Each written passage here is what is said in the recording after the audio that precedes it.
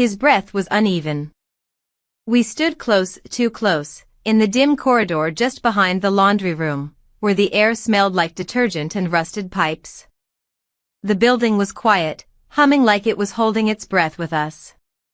His eyes searched mine, not hungrily, not with desire, but like he was trying to find the exact moment where all of this had begun. I wasn't supposed to be here.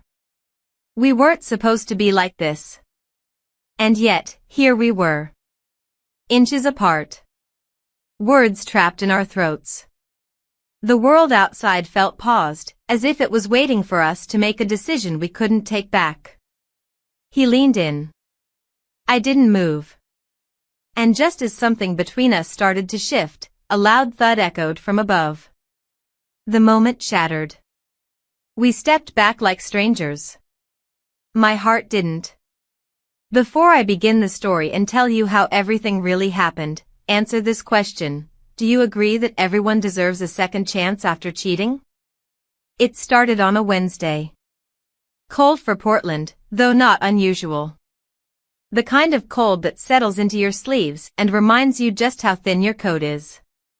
I was late for my shift at the coffee shop, not because I overslept, but because I stood too long staring at my bank app, watching a balance that didn't know how to count anymore.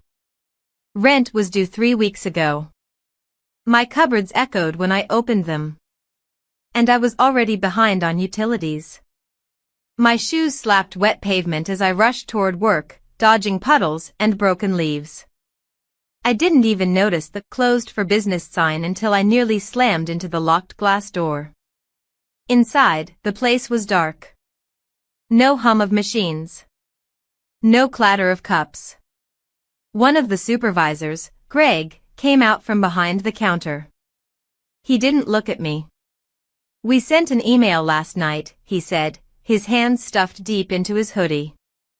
Corporate's pulling out of this location. Effective immediately. I stared at him. So, what does that mean for us? He finally met my eyes, but they were already apologizing. We're all let go. No warning. No severance. Just empty hours stretching in every direction. I walked home because the bus felt like a luxury I couldn't afford. Each step echoed the same thought, I'm screwed. Back in my apartment, the air was cold. I hadn't dared to turn the heat on in 2 days. I pulled on a second sweater and sat at the tiny kitchen table, scanning job boards on my old laptop. Every position either required a degree I didn't have or experience I couldn't fake. I sent out 5 resumes anyway, knowing they'd likely disappear into silence. Around 5 p.m., he called. You okay? He asked. I wanted to tell him the truth. I wanted to say, no, I'm not okay. I lost my job. I don't have rent. I need you. But I didn't. I'm fine, I said. We didn't talk long. He was on his way to meet friends for dinner and didn't want to be late. I almost asked him to stop by. I almost asked if he could help me, just until I got back on my feet. But I didn't want to sound desperate. I hung up first. The knock came the next morning. Sharp, precise. I knew it was the landlord even before I opened the door. He wasn't tall, but he stood like someone used to control. Wore jeans and a flannel like it was armor. Eyes like fogged glass. Rent's late, he said simply. I know, I replied, gripping the doorframe. I'm trying to sort things out. He nodded, but not sympathetically. More like someone checking off a box. You've got 5 days. I just lost my job. I'm not running a charity. I didn't argue. What was the point? The days that followed were a blur of rejection emails, cheap coffee, and growing dread. My boyfriend texted less. I stopped replying altogether. I couldn't stand the guilt. On the 3rd day, I saw the landlord again. He was fixing a mailbox in the front entrance. Any luck? He asked, not looking up. I shook my head. No. He paused, then stood, brushing metal shavings off his hands. There might be another way. I didn't answer. He didn't elaborate. That night, I heated a can of soup and stared at the peeling wallpaper. I thought about pawn shops. Blood plasma. I thought about calling my sister, but we hadn't spoken in years. The next morning, my boyfriend showed up. Out of nowhere. I forgot my charger here, he said, like nothing had happened. I handed it to him. He lingered in the doorway, watching me. You look tired. I am tired. You could have told me, he said, softer now. Told you what? That you lost your job. That you needed help. I laughed, not kindly. Would it have mattered? He didn't reply. Just shifted uncomfortably. I've got stuff going on, he said, stepping back. But I'll be around, okay? And then he was gone again. I didn't cry. I went downstairs. I found the landlord by the back door, fixing the hinges. It was late. The building was quiet. I stood there for too long, saying nothing. Finally, he looked at me. You hear about the other way? I nodded once. He didn't smile, didn't move closer, didn't try anything. Come by tomorrow. Same time, he said. Then turned back to his tools. That night, I didn't sleep. I cleaned instead. I folded clothes. I reorganized the bathroom. I rearranged the few cans in the cupboard. I waited for the sunrise like it might bring a solution I hadn't thought of yet. It didn't. When I knocked on his door, he was already waiting. The place was nothing like I expected. Clean. Sparse. Framed photos of old cars and baseball games. The kind of space that spoke of solitude, not secrets. He offered me tea. We didn't talk much.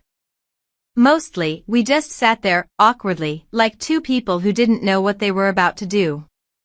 But it wasn't what I thought. Not exactly. He told me about his life. About his first divorce. About losing everything in 2008. About starting over with nothing but this building. He didn't touch me. He didn't ask for anything. I know this is strange, he said quietly, but sometimes, people just need a place to be still. I left after an hour. Confused. Not scared. Just unsure. The next morning, I found an envelope taped to my door. Inside was a receipt. Rent paid. No note. No message. Just that. I ran down the stairs, heart pounding. His apartment door was open. But he was gone. And so was his truck. And the shock hit me so hard I couldn't breathe, not because I was scared. But because part of me wanted to know why he did it. And what he'd want next. I didn't expect to see him again so soon. The day after I found the rent paid, I tried to focus on anything else, folding towels, wiping down the fridge, even rearranging the photos on my shelf. But my eyes kept drifting toward the door, my ears tuning to every sound in the hallway. By mid-afternoon, I gave in and walked to the corner store. The weather was damp, typical for Portland, and I moved slowly, unsure of whether I was running from the apartment or toward the possibility of seeing him again. The chime above the store door jingled as I stepped inside. I grabbed a can of soup, a loaf of discounted bread, and a single apple. I was about to head for the register when I saw him. He stood at the self-checkout with a six-pack of root beer and a box of nails. Same flannel, same calm posture. He hadn't noticed me yet. I hesitated, then stepped into view. He turned. Nodded. Didn't expect to see you here, I said, regretting the awkwardness the moment the words left me. "Small city," he replied. "You holding up?" I shrugged, then held up the soup like a trophy. "Doing what I can." He tapped his card and waited for the receipt.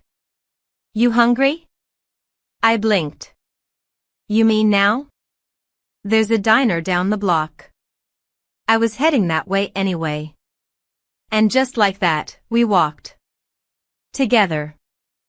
The Black Bear Diner was quiet. An old Elvis tune hummed from the ceiling speakers. The walls were lined with black and white photos of Oregon's logging history. A waitress in her 50s gave him a nod and poured 2 coffees without asking. We didn't talk much at first. He stirred his drink slowly, watching the cream spiral. I focused on the wood grain in the table. Finally, he said, "You didn't need to say yes the other night." I looked up. I didn't. He met my gaze. "That's why I didn't ask again." A long silence followed. I wasn't sure if it was uncomfortable or honest. "You helped me," I said. "No one else did. I didn't do it to trap you." "I know." He leaned back, sipping quietly. "I'm not good at rescuing people. I just don't like watching someone sink when I can throw them a rope." I nodded. It was the first thing all week that didn't sound rehearsed or transactional. As we left the diner, rain began to fall, not heavy, just a soft mist. He walked me back to the apartment, both of us silent under the thin awning outside the door. "Can I ask you something?" I said. He nodded. "Why did you help me?" He hesitated, then shrugged. "Because no one helped me when I needed it." That answer stayed with me. The following day passed in a strange rhythm. I half expected a knock on the door or another envelope. But nothing came. So I did something reckless. I went to him. I knocked on his door just after 8 p.m. My hand was shaking, but I didn't try to hide it. He opened the door slowly, surprised but not startled. "Hey." "Hey," I said. "Can I come in?" He stepped aside without a word. The apartment looked exactly as it had the first time, warm, quiet, framed by modesty. I sat down on the same couch. He made tea again, same kind. Mint.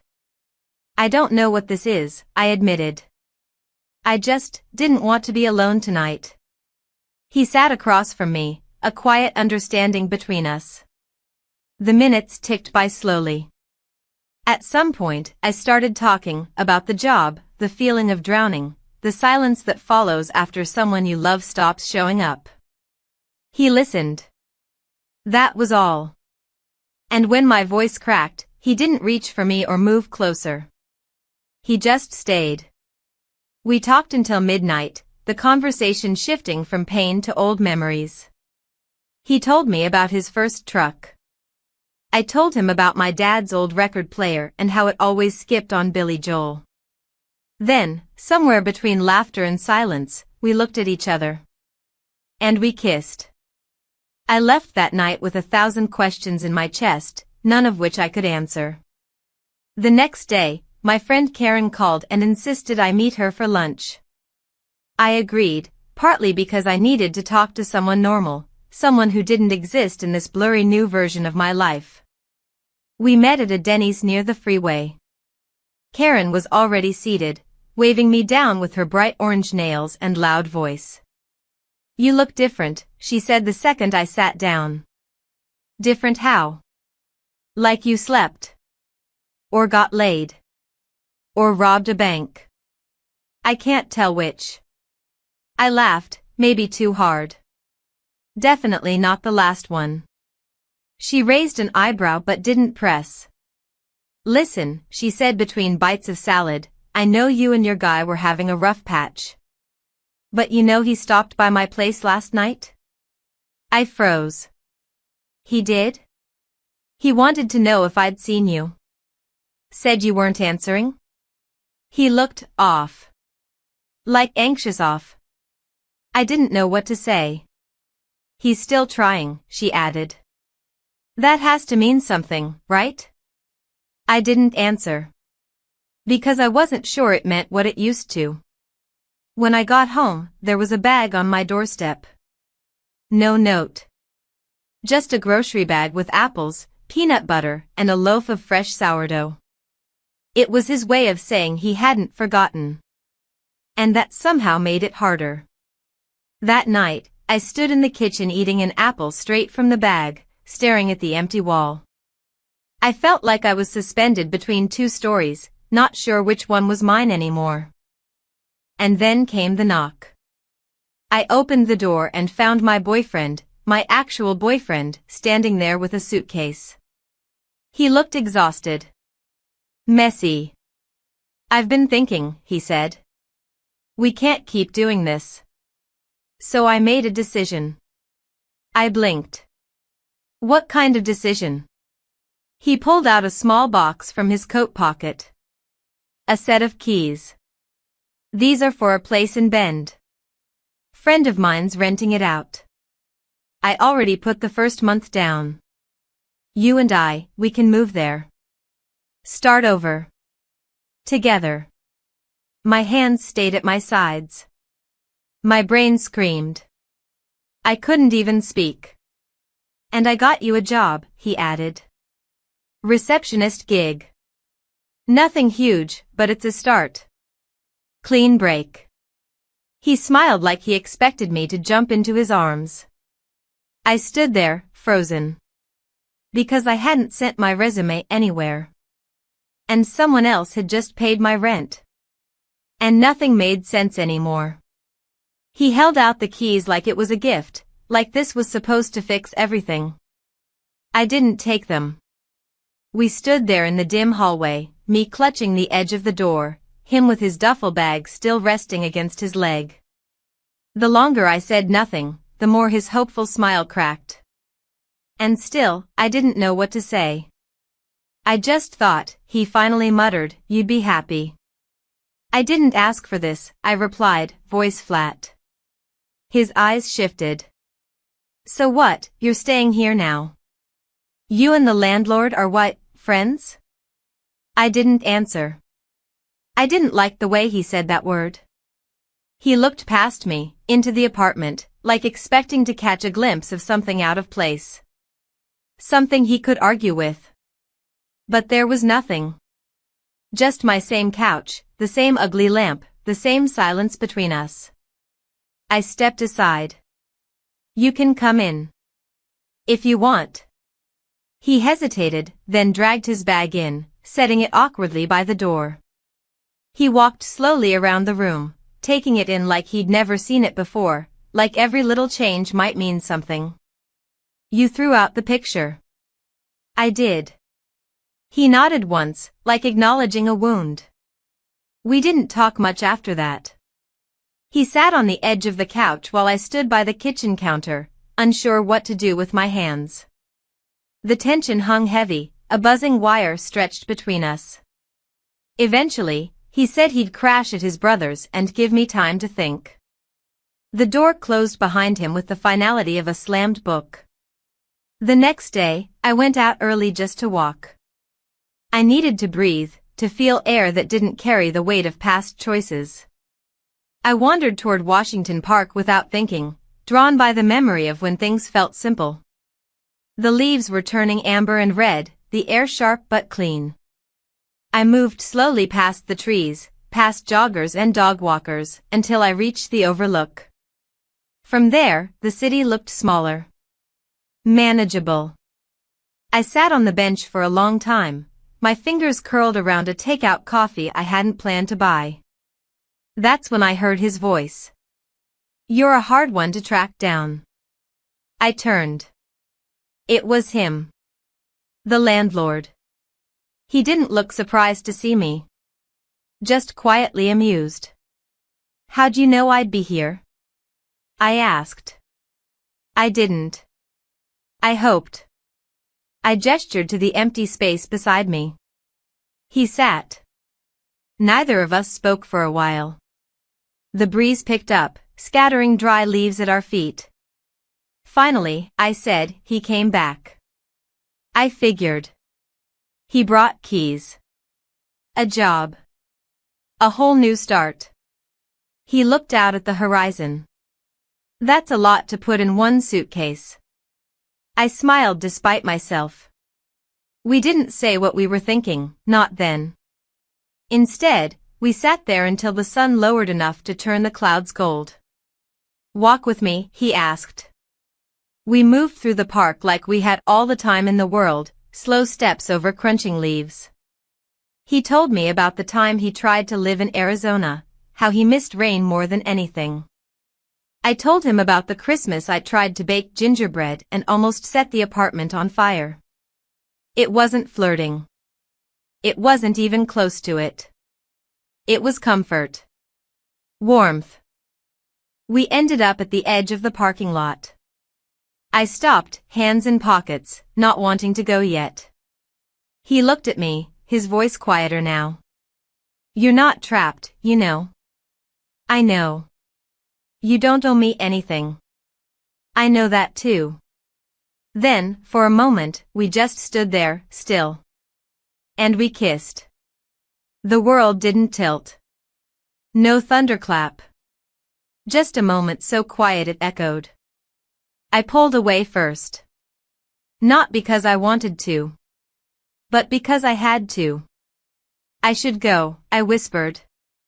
He nodded once, no pressure in his face. I'll see you. The walk home was different. Lighter and heavier all at once. When I got back to my apartment, the duffel bag was gone. But the keys to the new place were still on my counter. Left like a question. I didn't touch them.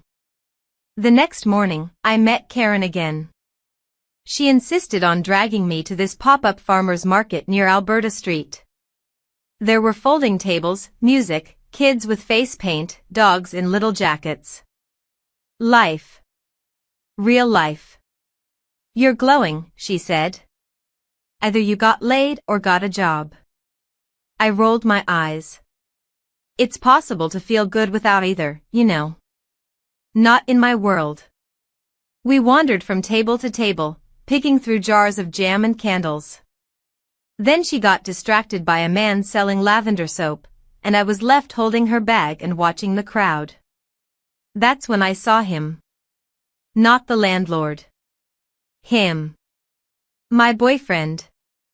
He was standing near the cider tent. With someone else. I froze. The woman was laughing. Holding his hand. Wearing my hoodie. They didn't see me. I didn't move. I just watched. Long enough to be sure it wasn't just a friendly conversation. Long enough to notice the familiarity in his posture. The way he leaned into her. Karen came up beside me, glanced in the same direction. She said nothing, but the way her hand touched mine told me everything. We left the market in silence. My heart thudded, but not out of pain. Out of clarity. Later that night, I walked to the back entrance of the building. I found him there, my landlord, working on the old garden lights with a toolbox beside him. I didn't say anything. He looked up, wiped his hands on a rag, and gave me a look that didn't ask questions. Hey. I need to get out of here, I said. He raised a brow. Tonight? I nodded. Where do you want to go?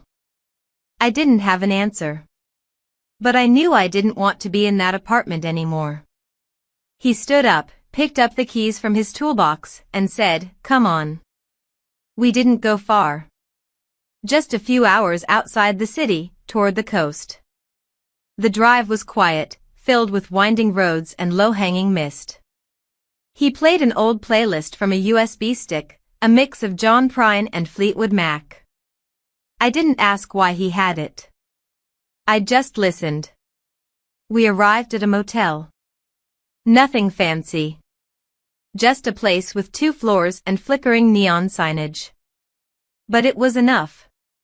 The woman at the counter knew him. Called him by name. Handed over a key without asking questions.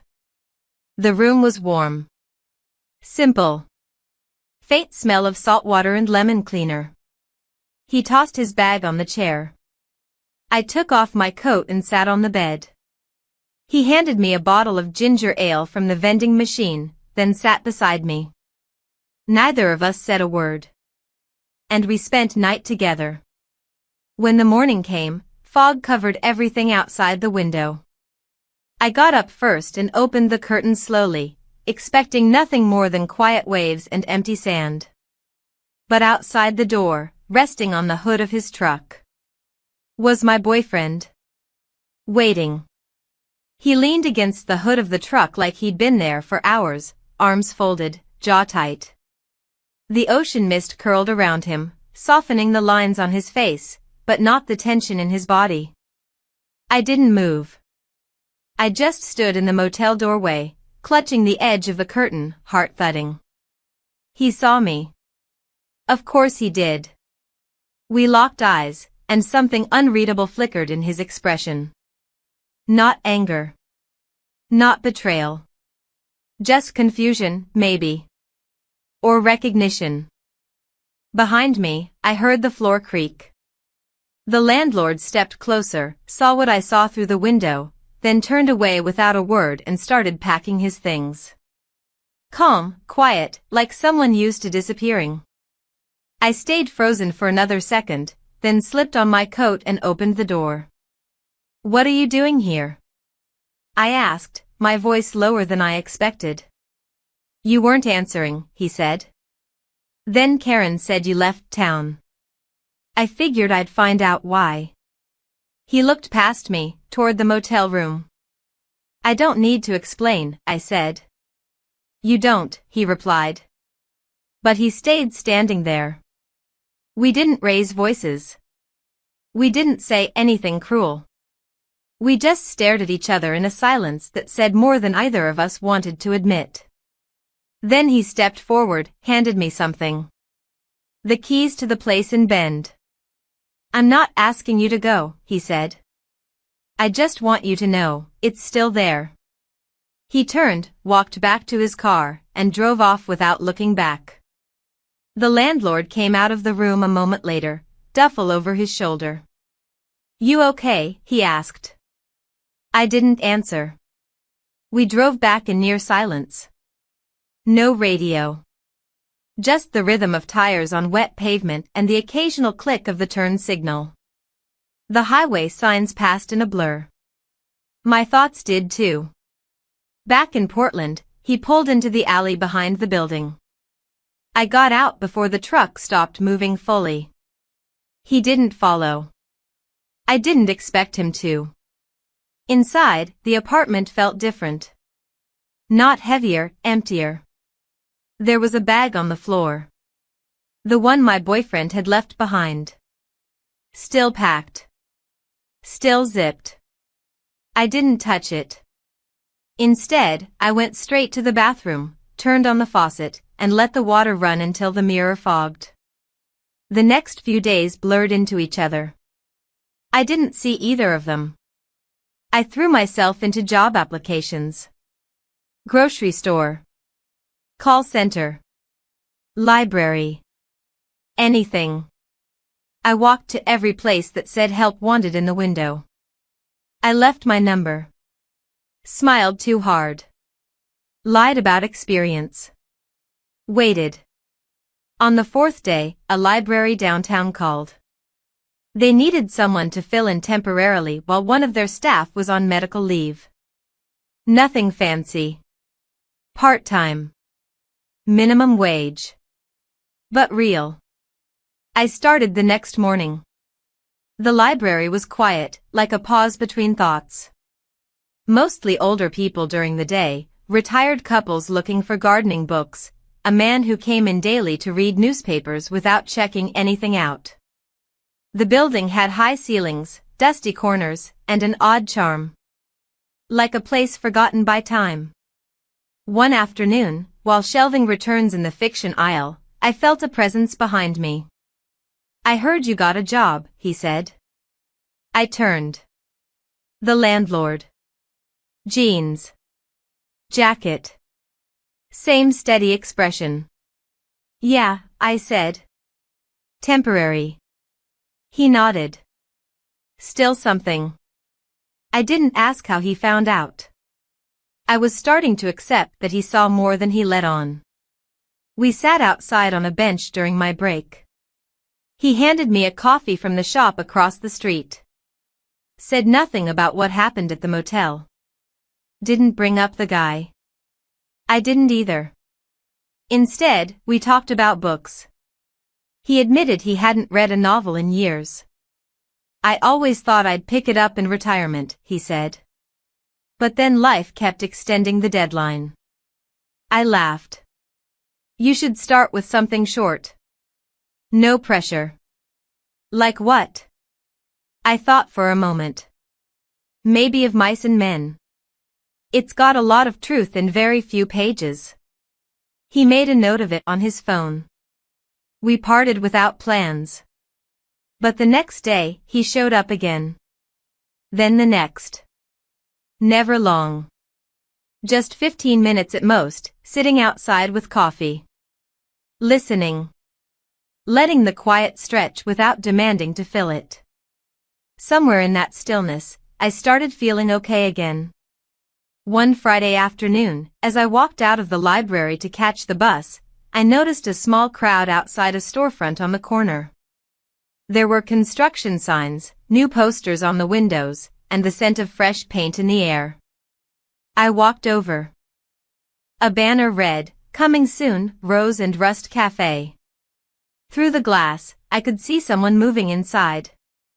Lifting stools. Unpacking supplies. It was him. He looked up, saw me, and smiled just a little. Later that evening, he knocked on my door. I let him in. He handed me a folder. Inside was a list of items for the cafe. Vendors. Menus. Possible logos. "I'm opening next month," he said. Figured I could use someone with a better taste in music. And maybe someone to make sure I don't decorate the place like a garage. "You want me to help?" "I want you to be part of it." It wasn't a question. I said yes. We started meeting every other evening. Working out designs, testing coffee blends, picking furniture. He let me choose the name. I picked Rose and Rust because it sounded like something that used to be broken but still had value. He liked that. Things moved quickly. There wasn't much time to overthink. Until the morning I found the envelope under my door. It was from the city. A property violation. Confused, I took it straight to him. He opened it, scanned the contents, and froze. "What is it?" I asked. He handed it to me. It was a formal notice, a claim of illegal zoning. The kind that could halt business permits. The kind that meant months of red tape and back payments. But the complaint, it had a name attached. My boyfriend's name. Filed 2 days ago. And just like that, I realized he hadn't walked away. He was still here. Still watching. And now, he was interfering. I stared at his name on the complaint form like it didn't make sense. Like maybe there was someone else out there with the same first and last name, same address, same signature. But no, it was him. The same man who'd offered me a new city, a job, a way out. The same man I thought had finally let go. The landlord didn't say anything. He stood perfectly still, one hand on the folder, the other hanging loose by his side. The air between us felt like it had changed temperature, thicker somehow, charged. I finally asked, why would he do this? He didn't answer right away. Just turned and walked back to the cafe. I followed him through the unfinished entryway, stepping carefully over plastic sheeting and unopened crates. He dropped the folder on the makeshift counter, then leaned on it with both hands. "This slows everything down," he said. "Maybe kills it." He knew what this would do. That's why he did it. We didn't say more. There wasn't anything else to say. I spent the next few hours helping move boxes, but my mind wasn't in it. Every corner of that space held promise, a clean start, something built from scratch. Now all I saw were risks.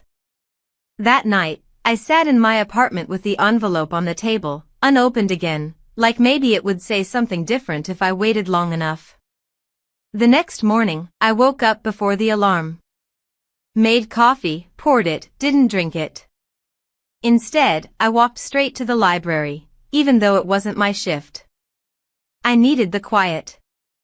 I needed something familiar, something that hadn't changed.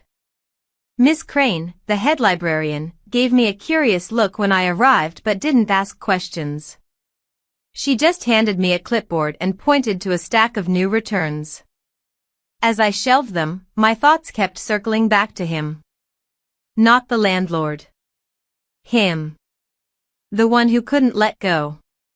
The one who said he wanted a future, and when I didn't choose him, decided if he couldn't have me, neither could anyone else. I didn't understand what he thought this would fix. Did he believe I'd come running back once everything I was building collapsed? Or did he just want to remind me that he could still reach me, even now? At lunch, I stepped outside and found the landlord waiting across the street. He didn't wave or smile. Just stood by his truck, watching. I crossed over and got in without a word. He drove us to a parking lot near the Willamette waterfront, then killed the engine. "I have an idea," he said. "But it's not simple." I waited. "I still know someone at the city permit office. We did a roof job for them a while back. He might be able to push this complaint into backlog hell." I looked at him. "You're calling in favors?" He shrugged. "I'm protecting what we built." We drove to the city office in silence. The building was cold and overly lit, all linoleum and lines. We waited nearly an hour before his contact came out, a man in his 60s, slightly hunched, with tired eyes and a coffee stain on his shirt. They shook hands like old colleagues. No smiles, just mutual understanding. I sat on a bench across the lobby while they disappeared into an office down the hall.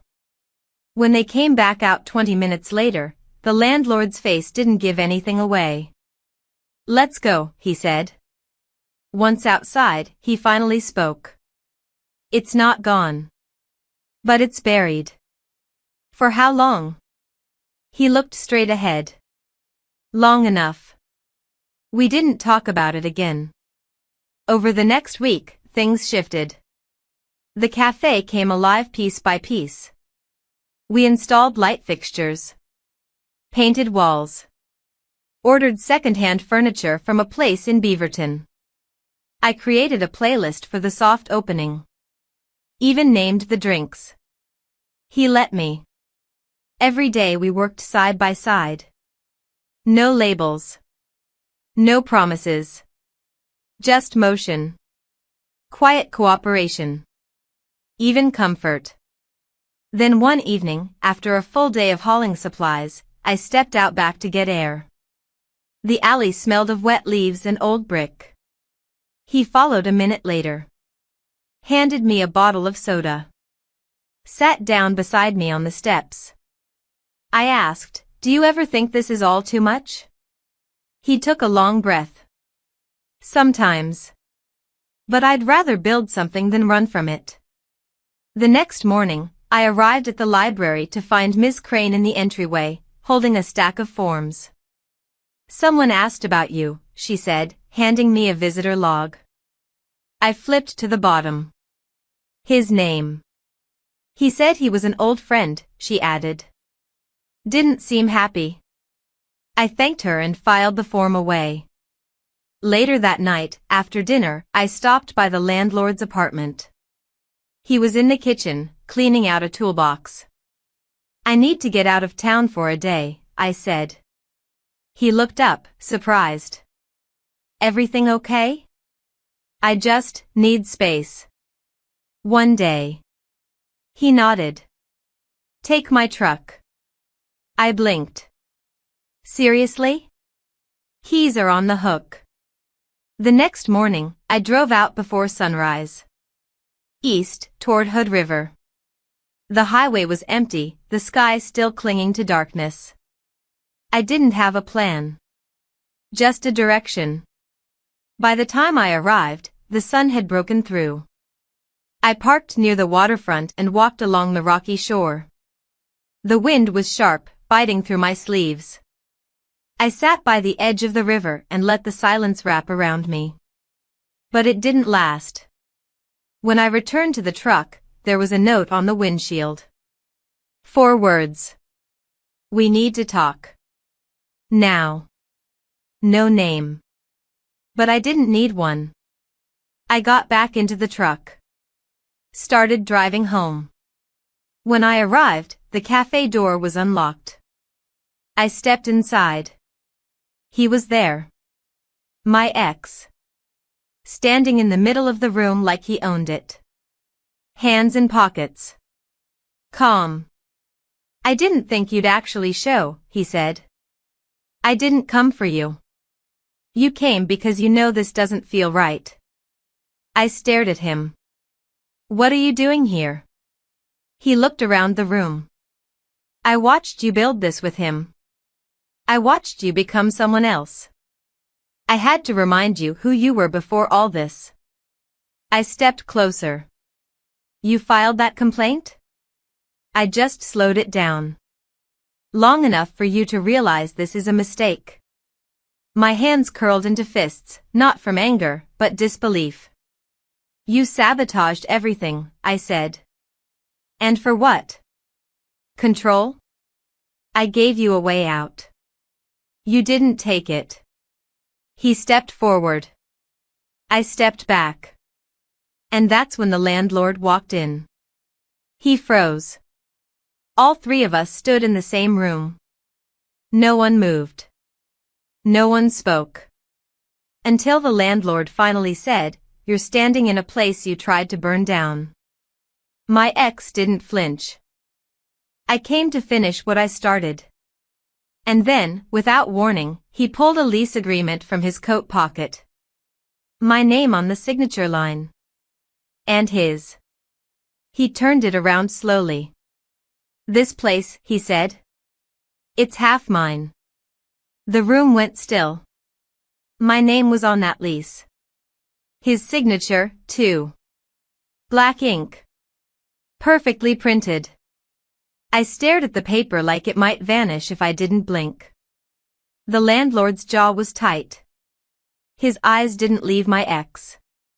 He didn't shout. Didn't even move. I found my voice first. You forged this. No, my ex said, calm, steady. You signed it. You just didn't read the fine print. That night I handed you the keys to the place in Bend. You signed an agreement. I told you it was a rental authorization. It wasn't.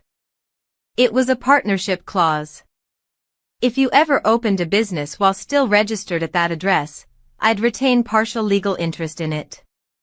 You were still using my address when you submitted the cafe paperwork, weren't you? I couldn't breathe. Couldn't even remember that moment clearly.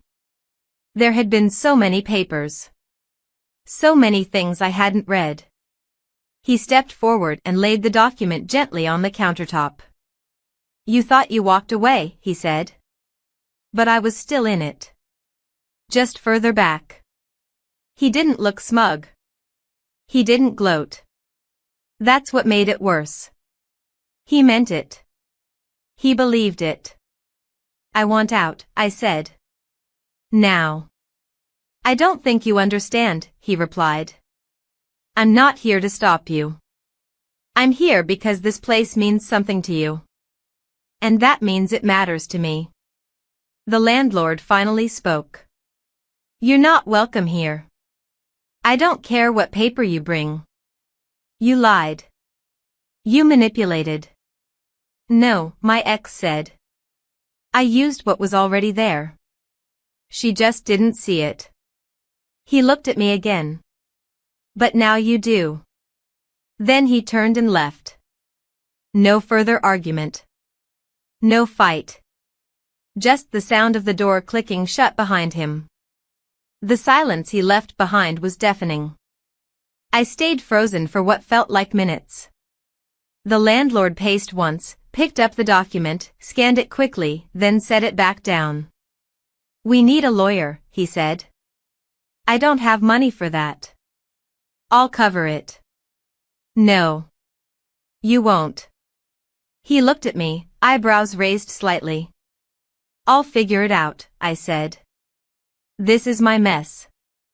He didn't fight me on that. Just nodded and stepped out, leaving me alone in the half-finished cafe, the smell of fresh wood still lingering in the air. That night I went back to the apartment, pulled out every file, every envelope, every document I'd signed since losing my job. There it was, buried between insurance papers and forwarded mail. A contract I hadn't read. My signature right below his. I dropped it onto the floor like it might burn. The next morning, I sat at the kitchen table and Googled free legal advice in Portland. There were some non-profit options. Community offices. A walk-in clinic downtown. I called, waited on hold, finally booked a 15-minute consultation for the following day. That same afternoon, I stopped by the library on my lunch break, needing the rhythm, the quiet. Miss Crane asked if I could cover an evening shift. I said yes without thinking. The cafe sat untouched for 2 days. I couldn't walk back in yet. Not until I had a plan. On the third morning, the landlord came by the apartment. No warning. Just a knock and his face behind the peephole. Coffee, he asked. I nodded.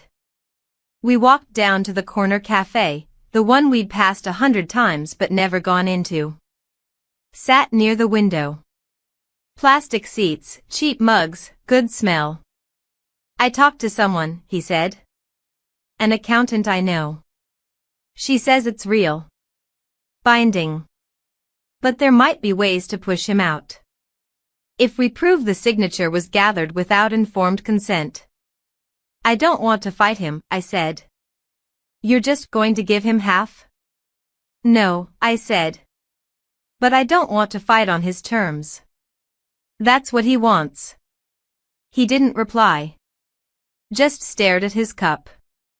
Let me handle it, I said. Why are you still protecting him? I'm not, I said. I'm protecting this. And you. He looked at me. He's going to keep showing up. I know. We finished our coffee. Left separate. That afternoon, I went to my consultation. A small brick building near downtown, the kind that looks like it's always half closed. Inside, a tired woman with cropped silver hair sat behind a glass partition. I gave her my paperwork, explained the situation as simply as I could. She read for a long time. Then said, he used a residency clause. It's shady, but technically legal. So what can I do? If you can prove intent to deceive, you can file for revocation. But you'll need a witness. Someone who heard him misrepresent what the document was. I thought of Karen. I thanked her. Walked out. Called Karen. She picked up on the third ring. I need a favor, I said. The next evening, she met me at the cafe. Looked around like seeing it for the first time. Then she leaned in. I remember that night, she said. He was bragging. Said you signed something big. Said you didn't even ask what it was. That's enough. I'll write it down, she said. Swear it, sign it, whatever you need. I hugged her. She didn't hug back right away, but when she did, it was solid. That night, I walked to the landlord's apartment. Knocked twice. He opened, surprised. "I'm filing the revocation tomorrow," I said. "I have a witness." He nodded. "You sure you want this fight?" "I'm sure I don't want to run." He stepped aside, let me in. We didn't talk much. Just sat in silence, old music playing in the background. We were almost comfortable again. Until the knock at the door. He looked at me. Then at the door. Opened it. And standing there wasn't my ex. It was a woman. Older. Well-dressed. Holding a small envelope in her hand. "I'm sorry," she said, eyes moving from him to me. "I didn't mean to interrupt. I didn't know where else to go." He froze. "Who are you?" I asked. She looked straight at me. "I'm his ex-wife." She stood in the doorway like she had every right to be there. Her voice didn't shake, her eyes didn't dart. She wasn't looking for a scene, she came for something real.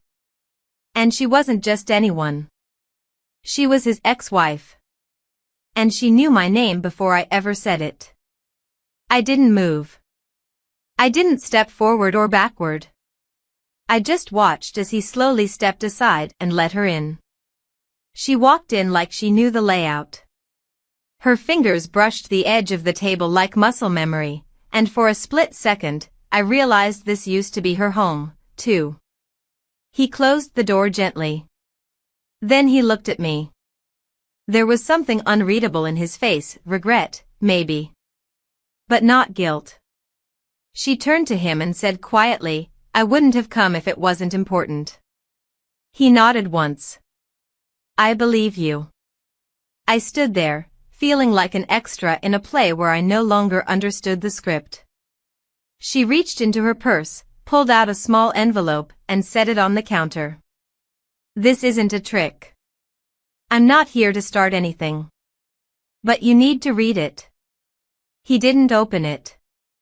He just stared at it. Then she turned to me. "You're the one he cares about now. I'm not here to disrupt that. But some things, they need to be said out loud.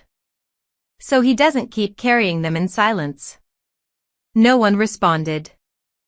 She gave us both a tired smile, then walked back to the door. As she opened it, she paused and added, "Don't let him make the same mistake twice." The door clicked shut behind her. For a moment, neither of us moved. The only sound was the low hum of the refrigerator in the corner.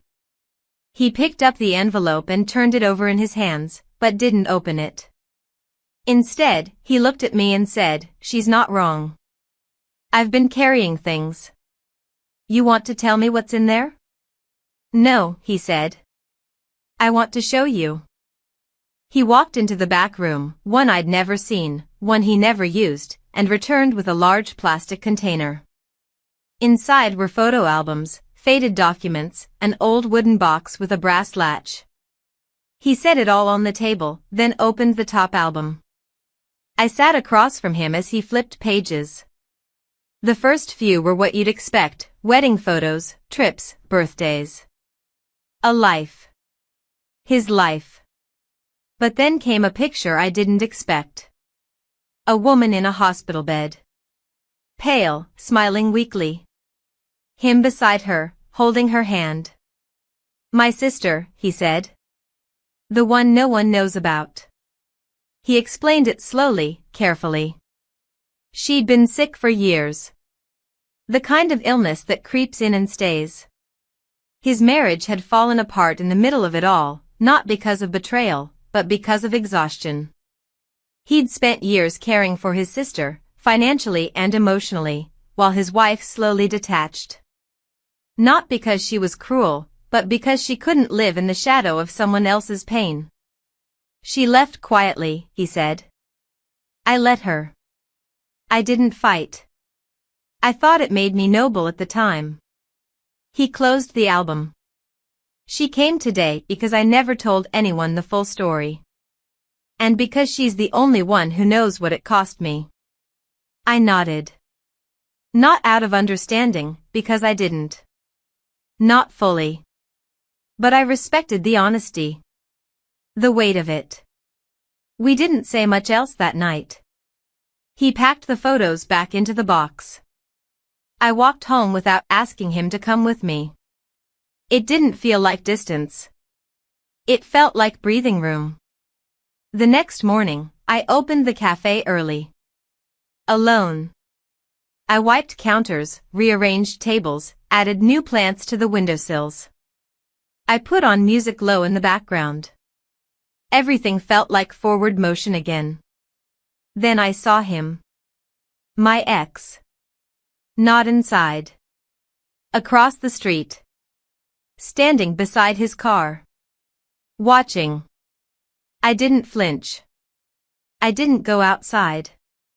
He didn't come in. By the time I looked again, he was gone.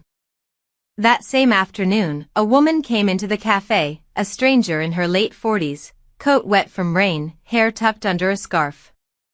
She ordered coffee, then stood quietly by the window. After a few minutes, she came to the counter and said, "Is your name on the lease here?" I blinked. "Excuse me?" "I'm a notary," she said. I was asked to confirm a signature. A few months back. For someone with your name. I thought you should know. She slid a card across the counter. I probably shouldn't be saying this, she added.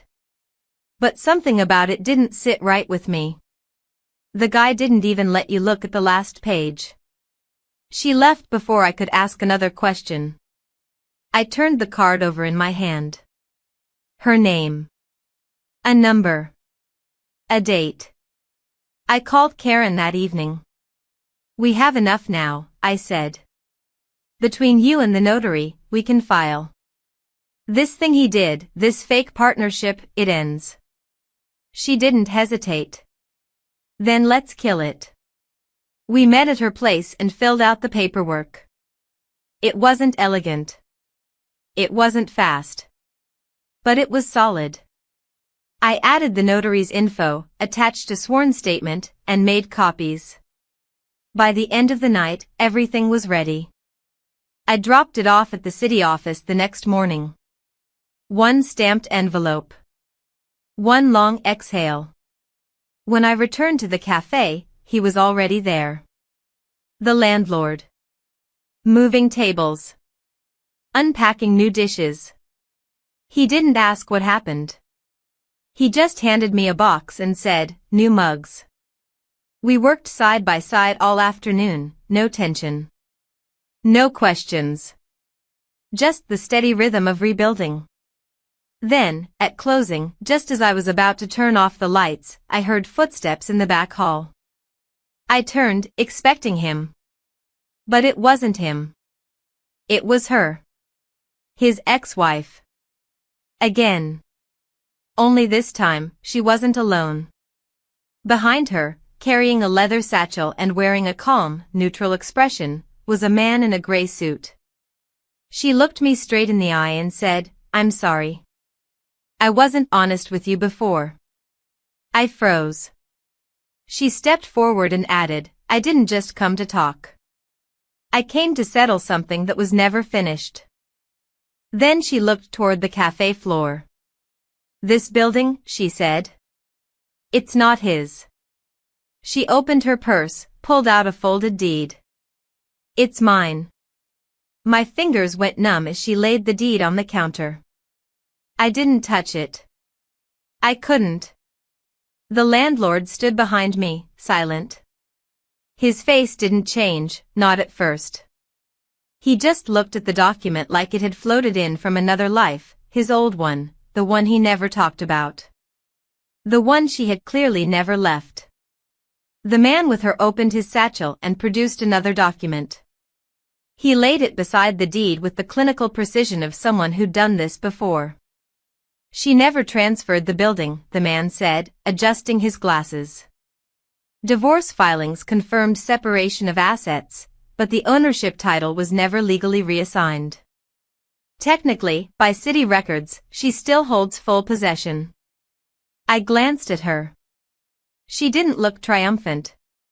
If anything, she looked sad.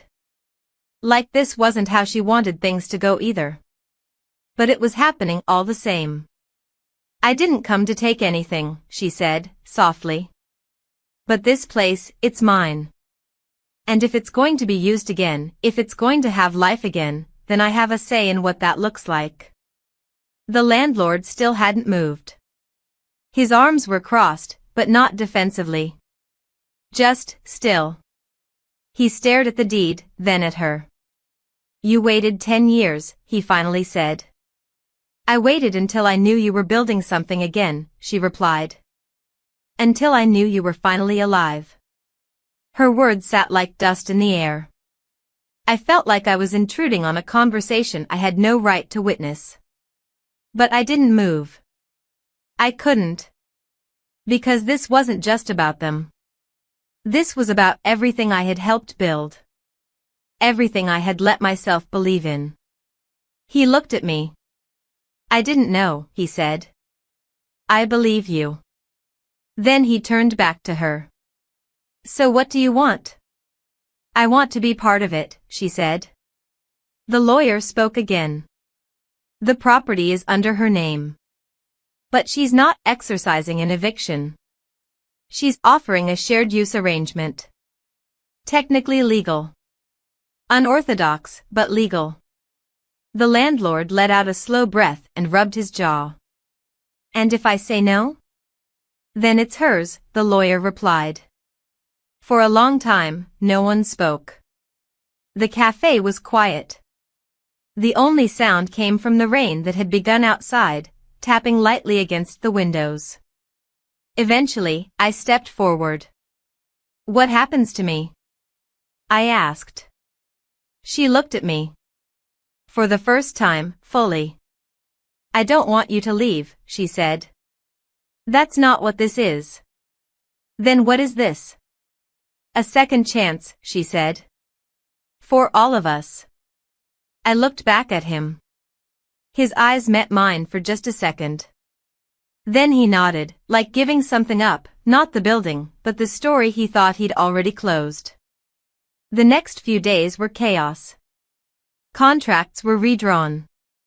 Schedules rearranged. A new business plan was submitted, this time with 3 names instead of 2. I watched the city clerk's eyebrows rise as he read through it. But he stamped it all the same. Somehow, she didn't push herself into every corner of the project. She didn't take over. She just appeared. She brought in someone to refinish the wood on the back patio. She suggested we use real dishes instead of disposable ones. She ordered fresh paint for the front signage but let me choose the color. At first, it was unbearable. And then it was just strange. And then, little by little, it started to work. We became 3 people tied together not by affection, but by circumstance. And strangely, that made it cleaner. No one pretended. No one overshared. We just showed up. Every day. At the same time. For the same purpose. Then came the soft opening. It was a Thursday evening. The lights were warm, the floor finally finished, and the smell of new espresso floated through the air. Locals trickled in, curious neighbors, a few friends, even someone from the library. Karen showed up with flowers. Miss Crane left a card under the register. The landlord stood behind the counter with me, calmly handling the register as if he hadn't just gone through weeks of emotional whiplash. His ex-wife floated between tables, clearing cups, refilling water, asking people if they were comfortable. I stood back and watched it all. It felt surreal. Like I had stepped into someone else's idea and found that it fit me better than I expected. And just when I thought the night would end quietly, something happened. I was in the back, rearranging supplies near the storage shelf when I heard the bell above the cafe door chime. I didn't look up. Not until I heard a voice. Not my ex. A different one. Familiar. Too familiar. I turned, and there she was. The notary. The one who'd helped me file the complaint. She walked in slowly, eyes scanning the room, expression unreadable. And then she said, "I think we have a problem." I stepped out from behind the counter. What kind of problem? She pulled out her phone and handed it to me. Opened to a page on the city's public filings database. There, listed under a recently processed application, was a new business name. Rose and Rust Cafe. Filed under his name. My ex. No partners listed. Just him. Filed 2 weeks ago. And the listed address? Not the cafe. My apartment. He hadn't just forged one contract. He'd opened a second business in my name. Registered from my unit. Using the same branding. Same layout. A mirror image. And the city had accepted it. Before I could say anything, the notary said, "He's opening next month. Across town. With your logo. Your menu. And legally, he might win the branding rights unless you challenge it now." I turned slowly, my hands suddenly cold. And through the window, parked across the street, was his car. Waiting again.